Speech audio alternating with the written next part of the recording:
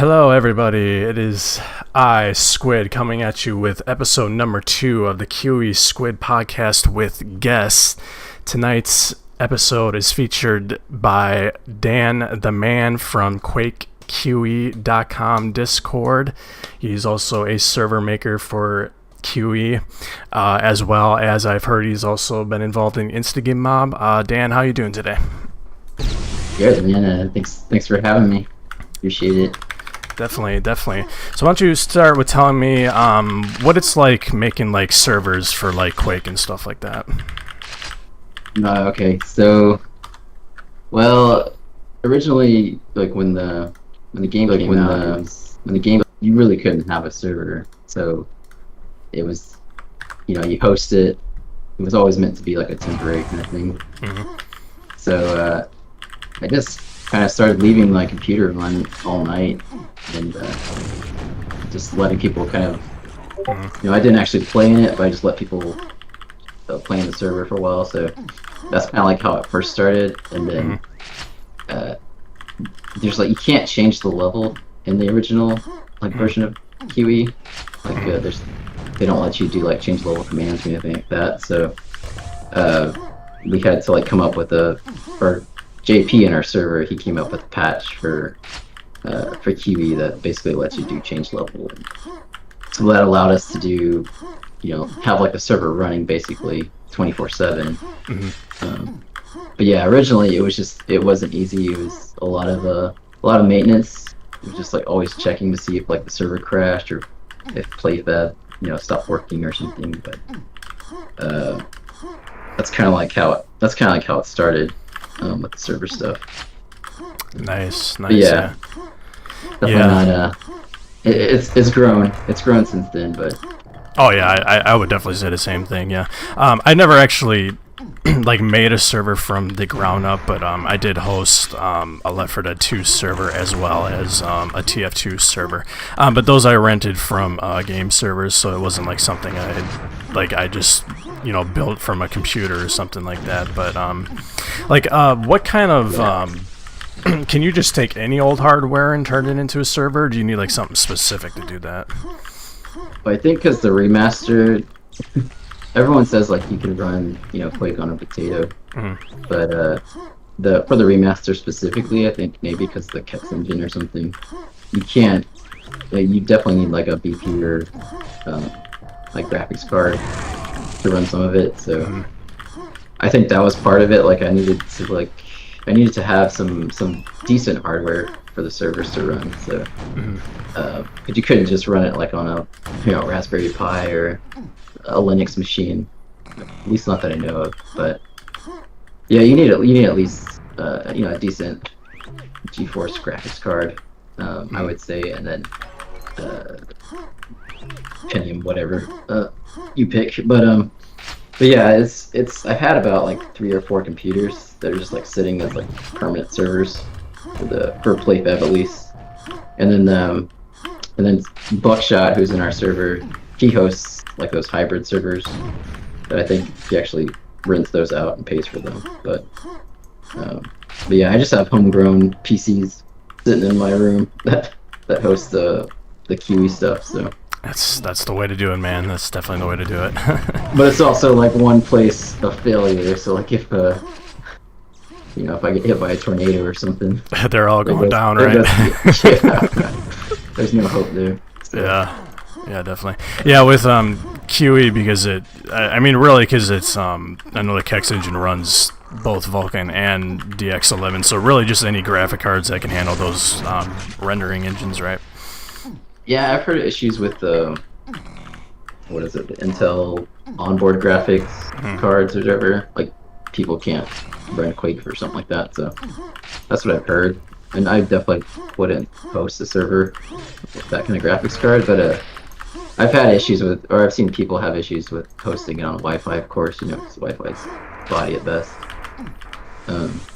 But yeah, all my servers are like on a Ethernet port and stuff, so try to keep it consistent.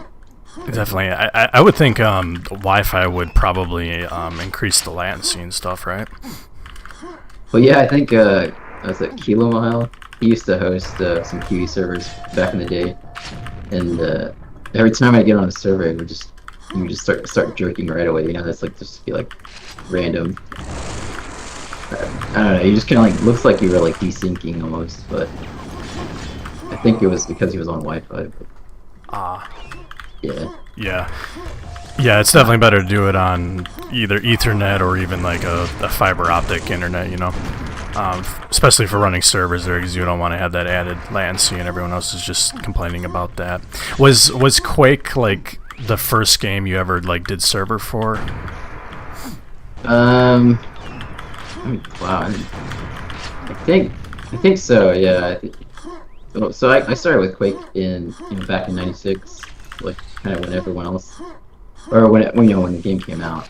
I had like my first like a compact computer or something like that, running Windows 95, and I don't know. I was just excited about Quake in general, like the fact that you could do multiplayer and talk to people through the chat and stuff like that. So that's kind of what got me excited about Quake. I wasn't really into like the single player stuff, even though I definitely appreciate it. I have now that I've been in the Discord, I've seen a lot of like single player mods and stuff, so I can appreciate it. But yeah, it was mostly just for the multiplayer, and I never really hosted a server back then. It wasn't until the remaster came out, and then I started hosting. I guess you could call them servers, but they're not technically servers, because QE has a weird thing where it just resets after 24 hours, so you can't host for longer than 24 hours. So you basically have to kill the server and then restart it. Really? So, yeah, that's what everyone's. Yeah. Yeah, I would think that probably has something to do with PlayFab, right? Yeah, it has to do with some kind of like token that gets generated or something like that when you log into the PlayFab network. But yeah, Cheesecake, who hosts Rockets Only, he has to do that nightly, and then I think the 24/7 guy who hosts all the 24/7 servers, he does that too. But it's all like automated now, thanks to that 24/7 dude, Old Tech. He's kind of helped out with that. So hate to interrupt, but I actually don't have that map on CRX. Just put like a classic or something for now. All right. Yeah. Sorry. But yeah. So what specifically drew you to Quake Enhance? Like, because obviously we've had like 25 years of like Quake World and NetQuake and stuff like that. So what made you pick like QE specifically and be like, this is where you want to main everything? I think it was just the fact that I played Quake like a lot. Like, I was like eat, sleep, play Quake back when I was like in high school and stuff. So and then when I saw the remaster came out, it was almost like a resurgence happened. So all these, and then there was the crossplay aspect of it. So I think that's what kind of drew me, is that the fact that you could play with anyone from like Xbox or Switch. And then I just realized that that's kind of like a gateway to like get other people, like to bring people into the community. And so I think that's what kind of drew me to it, is just like the cross-play aspect, and you could essentially just get a bunch of players into one Discord server and then kind of build a community from there. But yeah, and just like Quake is not it's not very it's not an easy game, so we had to try to come up with like GG mod, to be kind of like noob friendly in a way, and like Rockets Only, where you just kind of start with a rocket and you don't have to worry about timings or quad timings and all that stuff. It's just get in a server and start shooting. So that was kind of the reason to build those mods out, I think, when we first started. Yeah, definitely. So like GG mod, that's something like you make with Quake C and stuff, right? Yeah, it's essentially just making the lesser weapons better. So like the axe deals, originally the axe dealt 100 damage, so it would basically insta give you. And then I think they turned it down for the or like the second version of it or something like that. Mm-hmm. But nails, like the nail gun, super nail gun, they fire faster. Mm-hmm. And then double shotgun, double barrel shotgun does more damage and like has a wider spread. So it's more like the Doom 2 shotgun, if anything. And but I think that helped like newer players just to, you know, because if you start with those other weapons, they're just, you can't really kill anyone with them. Like who uses the nail gun? I mean, I don't. Yeah, I But gotcha. but yeah, if you increase it, you know, the speed of it, and I think that it'll help out new players, you know, at least get a couple of frags. Were, But were you were you able to change the map, by the way? I still can't connect. uh yeah, sorry, hold on. Yes. Yeah, no worries. I feel like a Under lot of I feel like a lot of players, like when they come from like the single player side, I feel like that's kind of like the nail guns are kind of like weapons they go to because it's like, you know, like they're actually pretty useful in single player, but then when you get into multiplayer, they're just like the most useless weapons in the entire planet. Right, yeah, like you can kill, you know, a shambler with the nail gun, but you can't kill the ranger with it. So Yeah, not somebody who's moving like 20 times faster than a shambler. oh, true, yeah, And it's especially like in Quake a World or fourth something. of the size too. Yeah, we changed it to GM6, so I think you can join. You should. All right, There you go. there we go. Okay, yeah, gotcha. So how does Quake C compare to like just C coding in general? Well, honestly, I looked at like the Wayback Machine, like the old Quake C tutorials, and I used that as like my understanding of Quake C, and then I built the Instagib mod from there. But I just used examples that were already there, and then kind of built on top of that because I don't think I have enough programming background to like truly understand all the capabilities Quake C provides, but yeah, I think that was part of it. It was just, I was trying to learn how to mod so that I could make these easy play kind of things where people just get in the game and start shooting. So like Instagib was one idea, and then Rockets Only was another one that I went through. And JP actually made Rockets Only. It wasn't me. It was JP in our Discord. But he, I think Rockets Only was. I just like Rockets Only in general, just because, you know, you can just fly around the map and don't have to worry about killing yourself. So. Yeah. Yeah, rockets only essentially just obviously just rockets, and then there's no like self damage and stuff like that.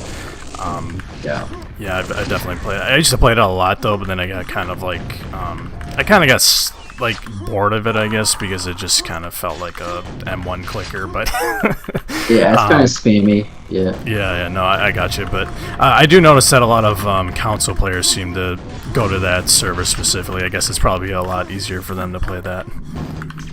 Oh yeah, it reminds me of like Halo. You know, the Rockets Only in Halo.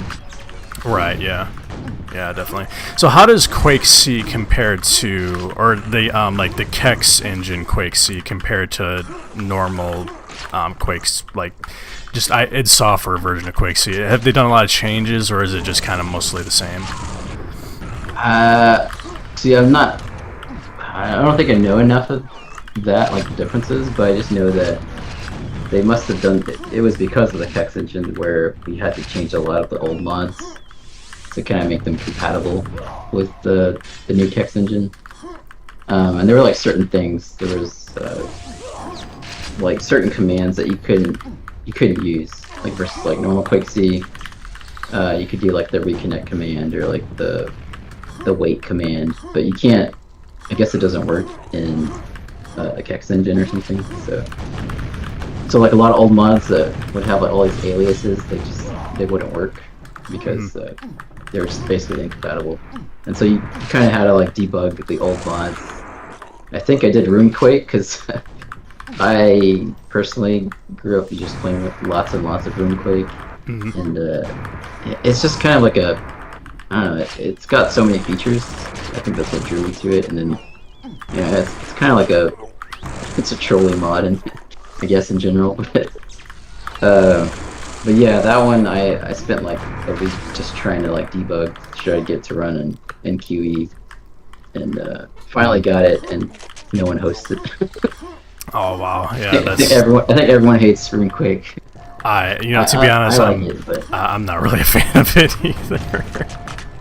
I guess it's I don't know. Some of the runes are like way too overpowering, and it's just like it kind of feels like I don't know, like to me I don't know. It's just like it's a different skill set and stuff, and yeah, I don't know, but well, it's got the hook too. You have to know how to use the hook.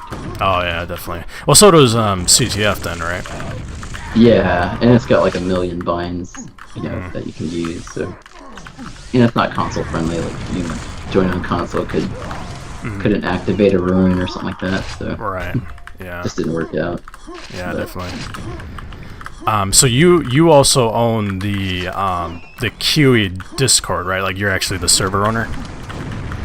Well, I guess like you could call me like founder or something. Like, I started it, but everyone's kind of contributed to it, which is kind of cool. Yeah. Like Bacteria, Kilomile, just all those guys. Steph. They've kind of, like Steph's been keeping up with the FFA stuff, where he hosts I think weekly FFAs on the CRX servers. So that's been a big deal. Just kind of like building the community up, getting people involved. But, yeah, definitely. That's where it started. Oh, nice. Yeah, has Discord helped like a lot with you doing stuff with QE and stuff like that? Has it like been would you say like it's accelerated things, or like it's got more people interested? Yeah, I think at first I was really trying to like get people into the Discord. Like I'm sure it bugged you. I think I asked Bacteria a couple of times to like join, and he kept like turning me down because he's like, oh yeah. So yeah, you just kind of have to like hustle and just keep like bugging people to be persistent, and just I think that's what kind of. Well, I was just trying to draw people in so that we could like start the community up, and then we could just like host tournaments and stuff, and that's when Bacteria and I got the idea of like hosting that 1v1 tourney. Just the first tourney that we hosted for QE, and oh man, I got nightmares about that one. So I know that was there were some lessons learned in that tourney. Sure. I think that's kind of right around the time when me and you met, right? It was probably around that time. Yeah, I think I had seen you playing, or I'd seen you in a server or something, and asked, or you were on my Steam, I think, or something like that, and I asked you to join the tourney. But that was like a 20-man 1v1, tourney, and it was like losers bracket, and I think it ran for like a day. I want to say for like 8 hours. It was nuts. It's just like it was me, Bacteria, Sub Effect, and we were all just like running nonstop, hosting games, and then I think we realized a lot like how challenging it is to host a tourney, and then just we didn't know what we were doing when we first started it. We just thought it was a good idea to host it, and we didn't think about all the logistics. Like all of us were playing in the tourney, and then we were hosting servers, so like people would have to wait for us to finish hosting a game before we could play in the actual like next match, and so it was crazy. But I had fun though. I don't know if you had fun. No, I did. That was in the tourney. No, yeah, that's the thing. That was the very first like cash awarding tournament I've ever done in my entire life. So that was definitely an experience for me. And I definitely did like doing it. I obviously met a lot of you guys there, and pretty much kind of, I would say, start like a semi-Quake career there. But yeah. So you do a lot of like these tournaments, and then you award people with cashes, whoever like the victors are. Do you is this like cash that comes out of your? Well, I'm sorry if this gets too personal for you, but is this cash that comes out of your? That's too personal. Oh. No, yeah. It comes out of it comes out of, well, originally it came out of like me and Bacteria's molds, and then I think eventually people would not take the prize money. Like I think Rix was the one who told me when he won the 1v1, he was like, "Nah, put that back in the Discord. Just host more tournaments for that." So that was kind of cool, just to see them give back. But yeah, most of it comes from just us wanting to host tourneys and reward people. So, but yeah, it's. I think what it is people are like, they feel like they're taking money from someone else, and then they just all of a sudden don't want to. Yeah, they just feel kind of bad, so that's why most people would just say, yeah, just go ahead and keep the money and stuff. I think even the last FFA, I even told, I think it was like Bacteria or whatever, I just told them to keep the money, because I felt that same way there. I was just like, I just feel like I'm just, taking their money or something like that. But yeah. No. But there's some tourneys out there that will offer thousands of dollars, and we just don't have that kind of money. But I don't necessarily think more people would play. It's just, I don't know, maybe. Well, not only that, but those are more like esports style tournaments and stuff like that. So right, professionally hosted. Yeah, definitely. So what? So you said you make Instagib and stuff like that. So, what? Because Instagib is kind of like it's a weird dynamic, because it's like you only have one weapon and there's no armor or anything like that. So what inspired you to make like something that's so far-fetched from like what normal Quake is and stuff like that?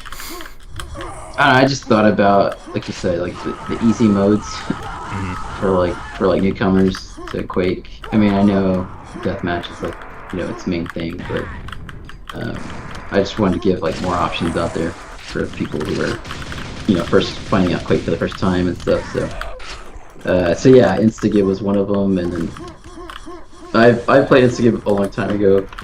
I think when Quake Live was a thing back then, was still in a browser. And yeah, I liked Instagib. I like the railgun, mechanics in general, just the gun. But yeah, I was just trying to give an easy way for people to like latch on to QE and keep playing it. And then I think I added a hook to it or something like that. But yeah, so Instagib was like the starting point to so Kilomiles, he kept asking me like, hey, can you add this to your Instagib mod, or can you I want this mechanic added to this, and I was just like, I just don't have time for that. And so I basically told him like I tried to help him, but then he found his own way of doing it, and then he basically morphed the Instagib mod into like Blood Rails, which I think you played that recently with where he hosted an event or something like that recently. Yeah, I did join the Blood Rails one. Yeah, that was his own thing. Like, that's his own doing. So like, props to him for being able to build something like that, from the ground up. And I think that's what I kind of like about the community. Is like the whole, it's like new creativity for like an old game. It's still like being modded, and still people are still working on it to this day. So that says a lot about the game. So. Oh yeah, definitely. Yeah, and Quake's always had that easy. Like everybody kind of wants a mod there, because obviously it's been such an inspiration to the FPS genre and gaming in general too. A lot of games have been inspired from it, and it's always had this friendly modding community. Like everybody always seems to want to come back to Quake in some way to just try and see what they can create from it, or just just check out what's happened over the past years that they haven't been playing it and stuff. So sure. Yeah, it's definitely nice to see, like even till today here. I mean, obviously, Quake Enhanced is one of those games that was meant to bring life back to Quake and stuff like that. And I mean, it may not be like a player-based like Counter-Strike Go or something like that, but I would say it's still successful, and because it did bring people back into the game. And obviously, we still have communities today that are running Quake servers and stuff like that. So it's pretty cool and stuff. I definitely do like seeing people keeping the game alive and all. Yeah, and I think we just kind of added to it. So like there was already like a net Quake community going, and of course Quake World. But I just think we've just added to that player base, so it doesn't mean that we can't also play Quake World, net Quake occasionally. I've But, actually, yeah. I've actually officially played all 3 Quakes now: NetQuake, Quake World, and Quake Enhanced. Yeah, and they all have their their different mechanics. I mean, like Quake World's faster, of course. NetQuake's like the slower version. I think QE's like the mid. Yeah, QE's definitely mid. It's kind of funny that when I feel like if you told someone who's never really played Quake, these 3 different versions of Quake, everyone would think like they're just all the same games in their own way or something like that. No, but no, all 3 of them played pretty vastly different from each other. Just like you said, NetQuake is the slow one, QE's mid, and Quake World's probably the fastest out of all of them and stuff. So they definitely have their own skill sets that everybody would have to learn and play and master and stuff like that. Yeah, and I think if you take like any Quake Worlder and you put them in like a QE environment, they'll be a QE god. But and the same for NetQuake. There's like really good networkers. They come to QE and they're just ripped, But, yeah, I think it is the because I know QE has their what do you call them, the dedicated servers, and that are outside from the PlayFab servers and stuff like that. So is QE is like Denver and stuff like that? Is that like the first time anybody's gotten like all 3 clients to just play at once? I believe so. I mean, Buckshot might be able to speak more into this, but I don't know if he's listening or not. But yeah, he's the one that kind of drove that piece of it. So essentially, you could have, you can mimic the physics of Quake World, or you could change it to mimic the physics of QE, or you could, go back to NetQuake physics, I guess, which is no physics. I don't know. But yeah, that was the idea. Just have like one place where everyone could join, and then get the communities playing together rather than have them all on their separate, worlds. So. Yeah, but I like that there because like a lot of people who play, Quake World, and obviously I think they're just intentionally meant to be different games and stuff. But I think it's pretty cool that some people have tried to bring these communities together and stuff. So it brings it kind of brings that sensation, like we're all coming into this together and stuff like that. Yeah, for sure. And you have like promoters like yourself, Steph, Bacteria, I would say, just like all those guys. So, it definitely helps keep the community engaged and stuff. So. Yeah, definitely. I wouldn't consider myself like a promoter.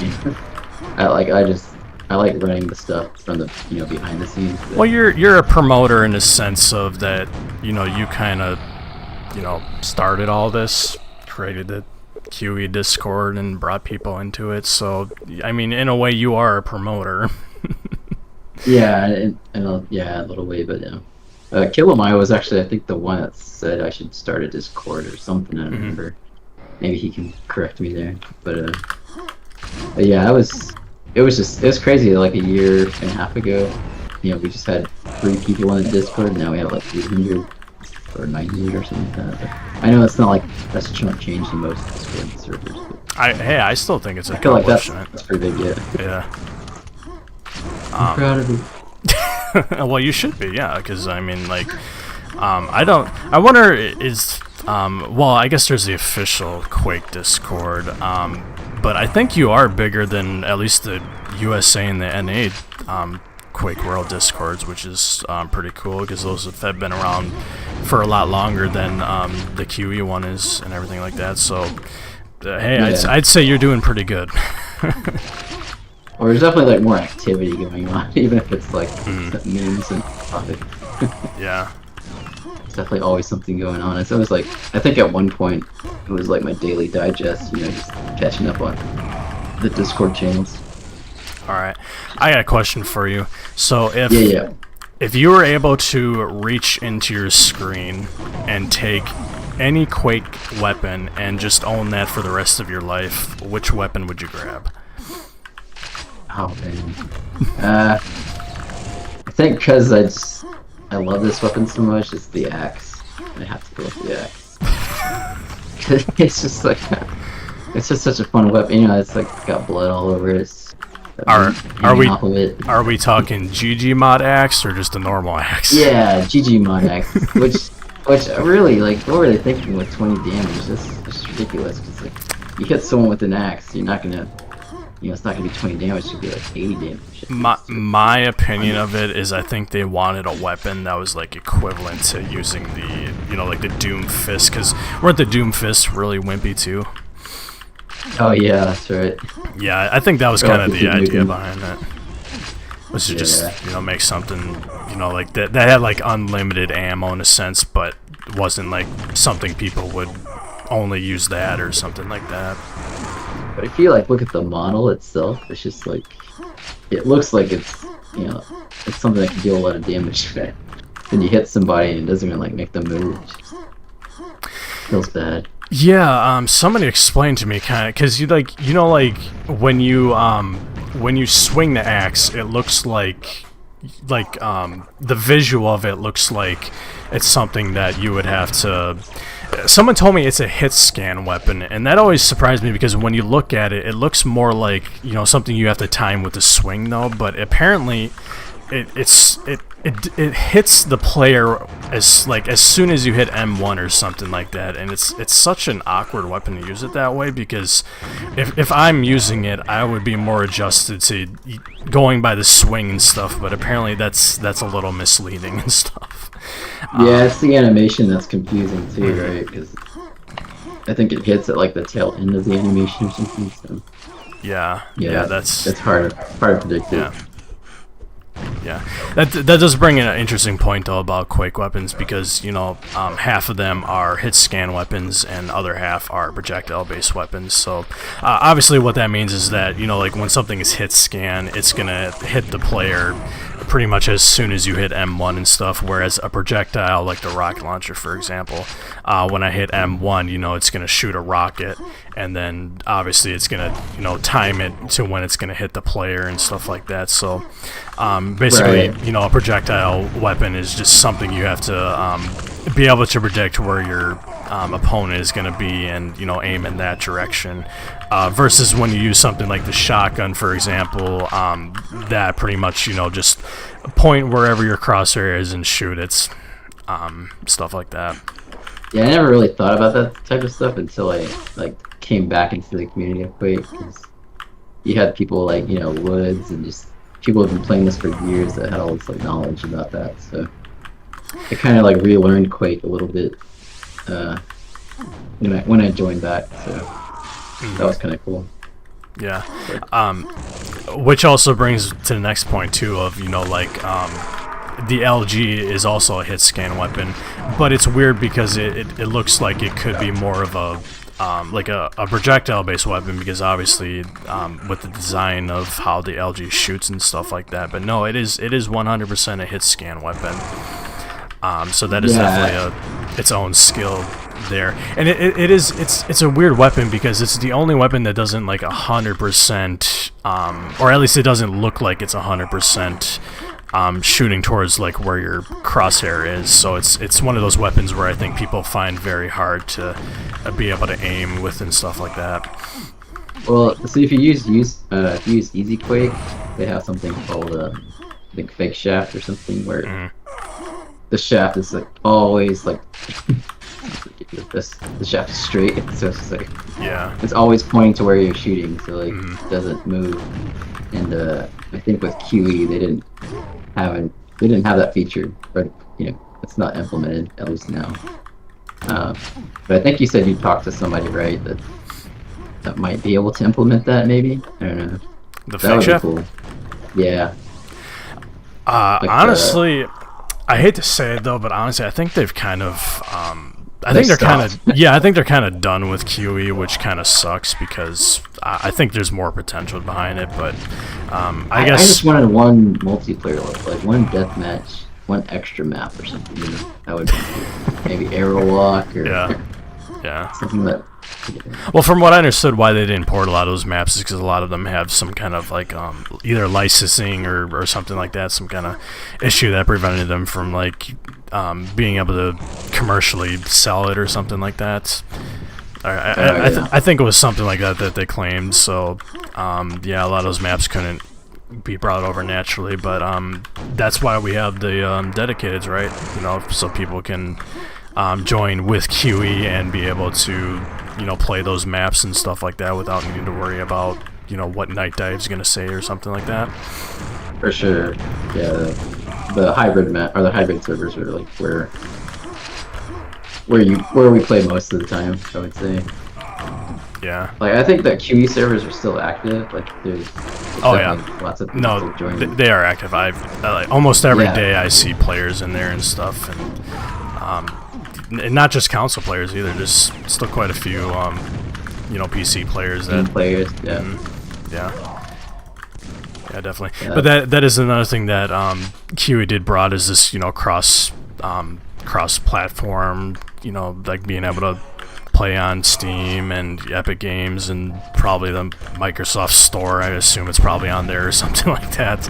And then as well as being able to, you know, play on the PlayStation and Xbox and stuff like that. Even though there's obviously those people that would complain and be like, oh, well, the console players are obviously just gonna get stomped, and obviously the PC players will always be dominant and stuff like that. But I feel like you're missing the point, though. It brought this community together, and that's what made people come and play QE to begin with. Is, you know, it joined these community players. It brought more life into it. That's what Night Dive wanted to do. That's what they accomplished, and that's what happened. Like, sit there and cherry pick, you know, all the details about it, I think is kind of irrelevant. Yeah, for sure. It's like they kind of just that was in their initial plan. They didn't have any more plans for like the multiplayer, from what I know. And it was mostly like single player kind of focused. So just from what I've heard, but yeah, that's and also there's still people that are playing co-op on the QE servers. So co-op is still a thing. It's just that match. I just wish we didn't have to deal with PlayFab.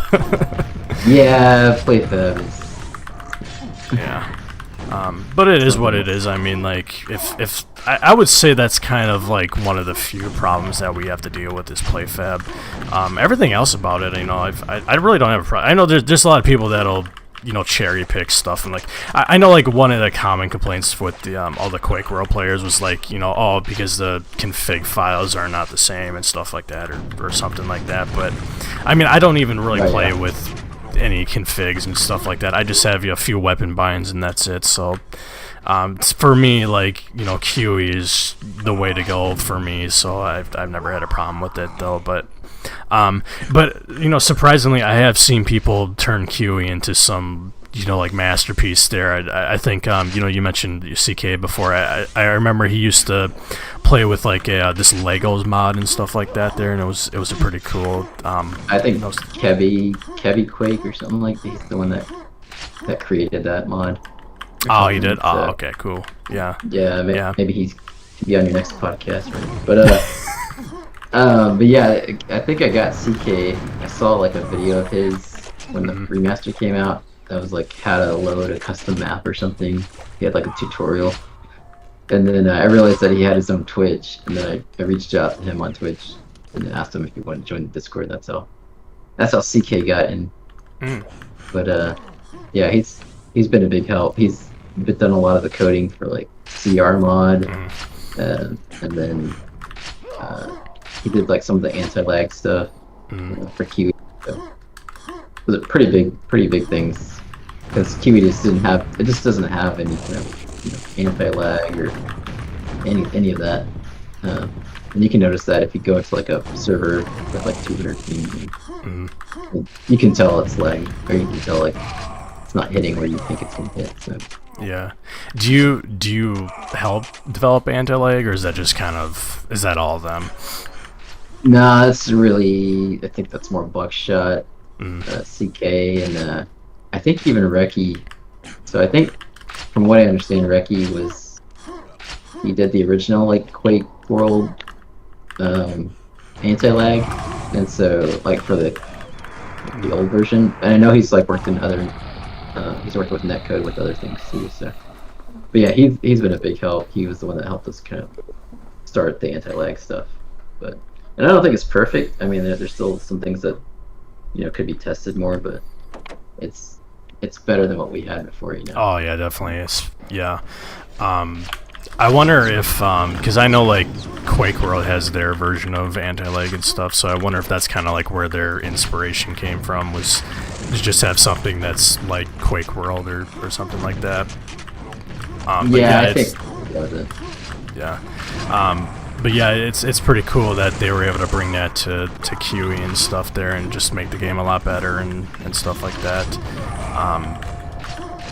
So yeah, it's pretty cool that there's people that's just willing to put time into a 25-year-old game and just help keep its memory alive and stuff like that. So I mean, everybody out there, like if you're a modder and stuff like that, and, you're doing something for essentially what the game does. Not that I'm trying to shit on the developers or anything, but something that the game developers didn't do themselves. I think that's pretty cool. And yeah, and also just the fact that I didn't know a lot about team deathmatch when I came back to Quake, and I feel like I've gotten a bigger appreciation for it, like since we've been in the Discord, because a lot of the guys will play team deathmatch, and I never was about that before, but I get it. There's a lot of like timing and just coordinating involved. So, I think you were a part of that tourney too. So. Oh, I was part of both team deathmatch tournaments we had. Yeah, won them both. I think I was paired up with Won them both. Yeah, TDM champ. Yeah, to be honest, like I know you guys always try to get me to join those, like your nightly team deathmatch and stuff, but it's never team deathmatch has never really been my thing and stuff. So it's just I don't know. I like the FFA. I like the FFA. That's what I like. Yeah. And sometimes 1v1 too. 1v1 stuff.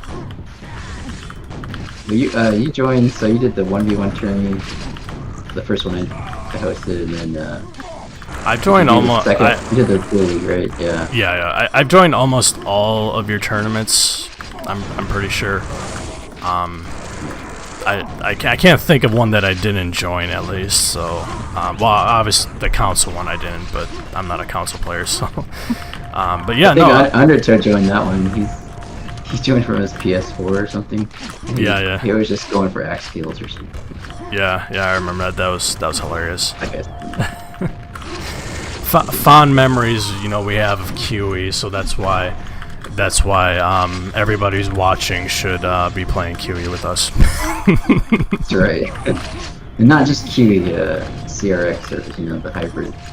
That's where a lot of it too. Sure. I mean, you can join these even with Quake World clients or even NetQuake clients too. Which I hear a lot of people who play here. I hear a lot of people use like QSSM and stuff like that. Oh right, yeah. I haven't used QSSM yet, but I've seen stuff use it, and so I haven't. Yeah, I just don't want to learn too many, clients, and then not be able to decide which one I want to play. So. Oh my gosh, I started getting into like NetQuake IO because some of the boys over there wanted me to go play and stuff, and it just feels like I'm playing QE with CL Predict off. That's what it feels like I'm playing, and it's just like it's like why play that game? Just come play QE. Exactly. Yeah. Well, I think it's probably also it's just easier for them because they don't have to really have a computer, I guess, or you just have a basic computer to play it using the browser. So. Oh, you don't have this one either, do you? No, I have this one. No, yeah, I have this one. Don't worry, guys. Don't worry, guys. I got this one. No, I got you. No, but I was gonna say, like, is it actually possible to play NetQuake on a mobile? I don't know. I think Steph might be able to know. I think he's done it before. I don't know if he's. I think he's done it before. I know there's an Android version of it or something, but I don't know. I don't think it's the same thing as IO. That would be so unplayable. how do people play? Well, I mean, like that? if you had like a Bluetooth keyboard or something, maybe that could work. But Well, even still, the screen is so small, and it's like yeah, it's like the when I hardware put on- probably wouldn't even be that great. Stuff like that. Yeah, no. I mean, I already can't see think myself like playing it. Quake is pretty hard to play on a console with a controller, but I've seen people.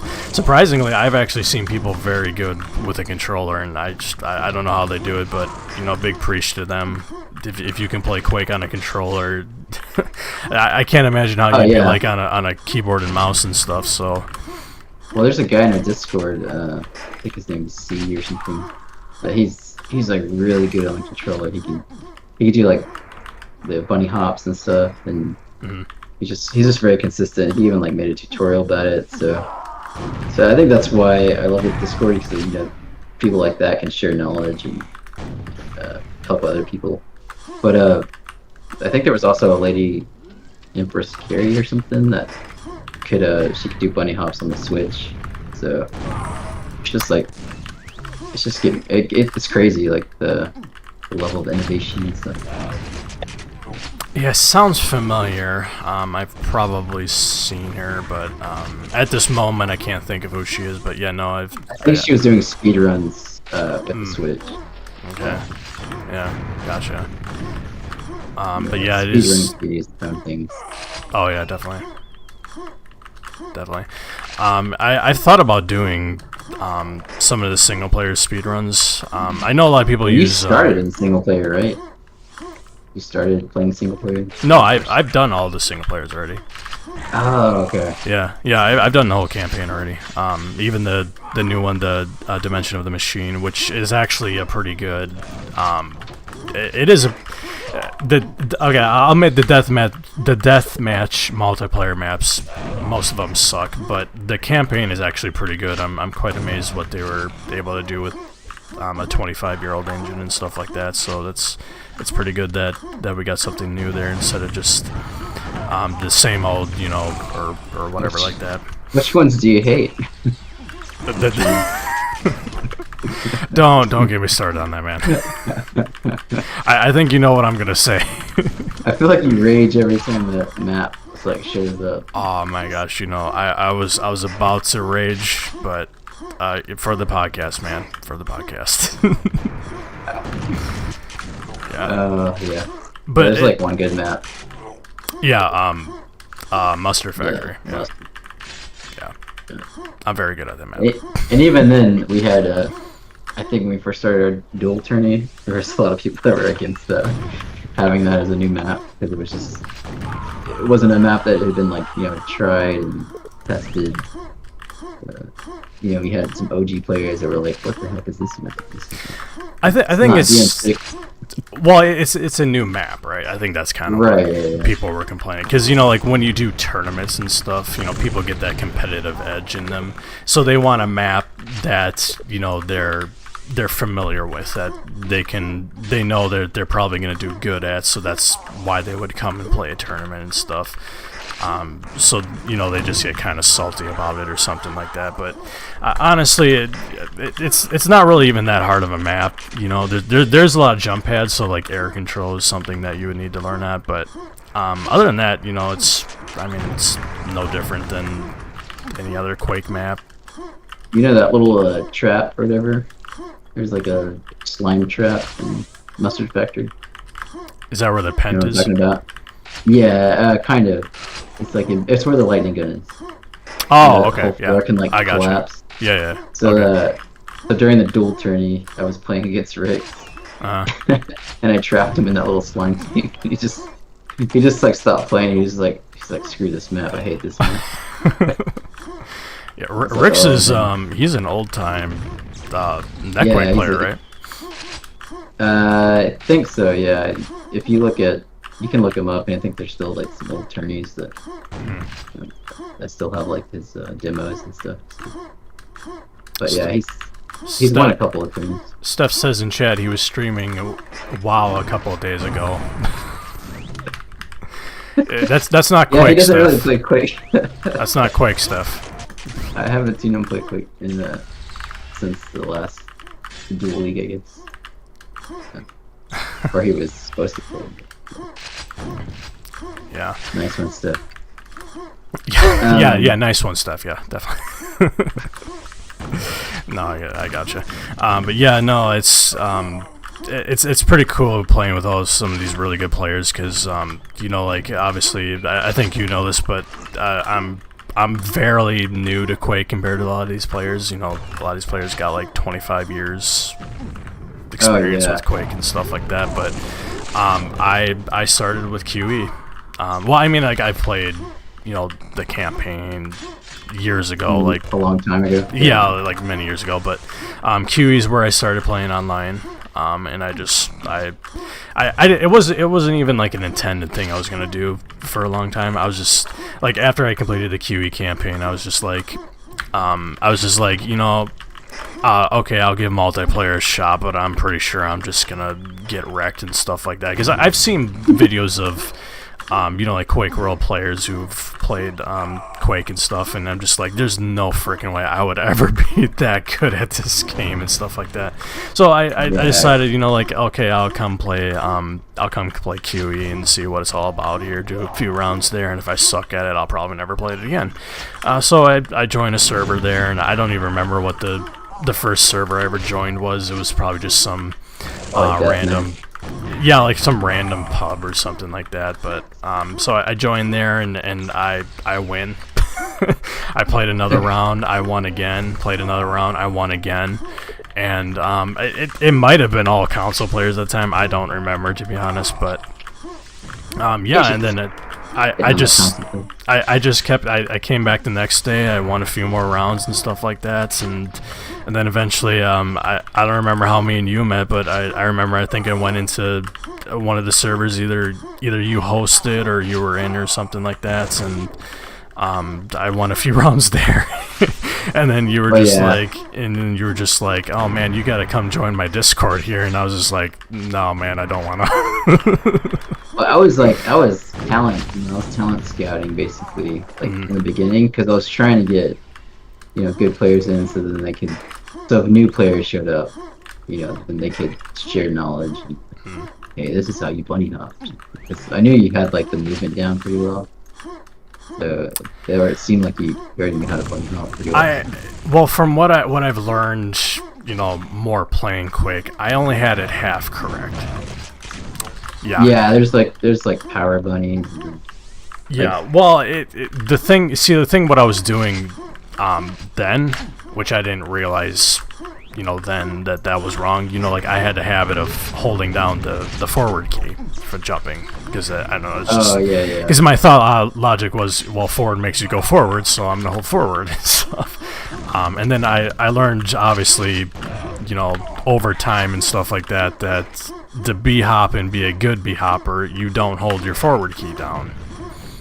Yeah, but see, like none of the, like no new player would, you know, even think about that, you know, because they don't even have the tools to see the speedometer, like how fast they're going, so they can't really tell like if they're doing a hop or not, you know. So, like that, I wish that there was at least a speedometer or something that they could have included in the original. But yeah, it is what it is. But there have been like modifications done by you know, JP to add a speedometer, and I think CK made his own QE speedometer mod. So. But yeah, that's one thing that I learned when I started playing again, is like how to bunny hop efficiently. You know, the speedrunning community is all about that, so you can learn a lot from them. Well, from what I remember, like b-hopping and stuff was kind of an accident, right? Like I don't even think when you know, Romero and Carmack, when they made the game and stuff, like b-hopping wasn't like something they planned to do. That was just something that just accidentally happened and stuff. And apparently I don't have that map either. Oh, yeah, I'm telling you. This is Buck's DM2 version. No, yeah, but it's pretty cool because like modern Quake World, just because like when B-hopping was when they made Quake World and separated like Netquake and Quake World and stuff, like B-hopping was something that happens in Quake World because it was a much more enhanced version of like online and stuff like that, so it allowed people to be able to like go to extreme speeds and B-hopping and stuff like that. And I think I remember it was an article either from I think it was Carmack maybe, or it might have been Ramiro. It was one of the two there, and they kind of talked about like how the wall strafing and rocket jumping and B-hopping, like those were all just accidents that apparently happened, and just they never fixed it because all people who played Quake World just like they learned these skills and they realized they actually really liked these skills, so these like bugs turned into like features, and then Quake World just became this game where everyone just B-hops at extreme speeds and stuff like that. And flies over you. Yeah, and it's just one of those that it kind of blows your mind because it's like any other game developer, you probably would have think they probably would have shut that down like right away or something like that as soon as they found out like, oh, this is a bug, this is not right, we don't want this, we're gonna get rid of it. Well, yeah, and it's like you don't know what the community's gonna latch onto, right? So the fact that they liked it, and we couldn't really do anything about it after that. So yeah. But yeah, that was part of it too. It was like the bunny hopping. Like if you go to Quake World, I think the skill gap was so apparent when I joined the Quake World game, and I'm like, it's a 1v1 that I was having with somebody, and then they beat me by like 100 frags or something. It's pretty crazy, like how fast you can kill in that game. Yeah, in that version. Yeah. It is. It's fun though. I will admit it is fun because it has its own skill curve and it is fun to play, and it's still Quake in the end, really. Even if it's a different mechanic and stuff like that. So it's a lot of fun. It's a lot of fun to play and stuff. For sure. Yeah. Okay, so my fiance is telling me that she wants me to do a shout out for her, so Oh, okay. Shout out to my fiance Emily. She's played Quake. Single player, right? Yeah, single player. Yeah, no, I don't think she's ready for multiplayer. Team deathmatch. Yeah. You've done you did a co-op with her actually. I don't know if you remember that. Oh yeah. I don't even know what I was doing. I think we did like instigate co-op. Yeah. Ridiculous. Yeah, and you were making circles around her and making her look very bad. Oops. No, that's fine. It's kind of hard to. It's kind of like, okay, so like you've played Quake for a long time, obviously. It's kind of hard to tone your skill back, right? Because like you're just so used to playing Quake in the way that you play Quake. Actually, that's what I had to do, when I was running those QE servers in the beginning, because people would join and they'd be like a console player or whatever, but as soon as you start like, going hard on them, it's just like killing them, with quad and stuff, it's like they just leave the next couple of frags, so they don't stay long if you're just constantly killing them. So I would actually tone it down and pretend like I didn't know what I was doing. Then another person would join, and then another person would join. So, like, that's how you can keep the server alive, I guess. Yeah, no, I gotcha. Yeah, but when I'm pubbing, I just I'm going all in. I'm not toned down for anyone. If you don't like it, you can leave. hard. It's it may sound like an asshole, but that's just how I roll. Yeah, it's just like they don't have a chance if they're like a console player, right? Yeah. Well, I mean, it's annoying because I've done pubbing a lot, and it's like a lot of these console players, I don't know what it is, but they play like they have their sensitivity turned all the way down, and it's just like it's babies discovering life. I mean, like the only thing that would make them have a chance would be if I just ran around with the axe, and then to me that would just be boring. So it's like it's hard to find like a way, like how can I tone down with these people and not be bored playing myself or something like that. So I have no clue. You know, whatever. But we have other people who are, still playing to this day, the QE server, that are still pretty competitive, I guess. Or people that have seen that have grown. Yeah. Skippy, Rugor. Oh, and you definitely will meet your toxic players playing Quake. Oh yeah, that goes with the territory, yeah, for sure. Yeah, definitely. Well, I think, to be honest, I think every competitive game gets their toxic players, but no, there's definitely a few in QE here that I meet them all the time on Rocket League. check out my channel if you want to see a video of a toxic player. It's pretty funny. I promise you'll enjoy it. Yeah, that's how they get their kicks, I guess. They're going in trolls. Yeah, but like everyone trolls to an extent, but yeah, just being straight up toxic. If you're gonna come up to the point where it's like you're just sitting in a corner and the only thing you're doing at this point is bashing a player just because they're better than you or something like that, then dude, you need to like go play something else for a while, or just like take a chill pill or something like that. It's a game, right? Like, why get so salty over a game and stuff that's got no value to you other than, the time that you're playing it and stuff like that. I just want to make your life harder. Yeah, I gotcha. All right, we're coming up to our final minutes of the podcast here. It's been about that hour mark. Dan, is there any last things you would want to say, or any thoughts or anything you want to share?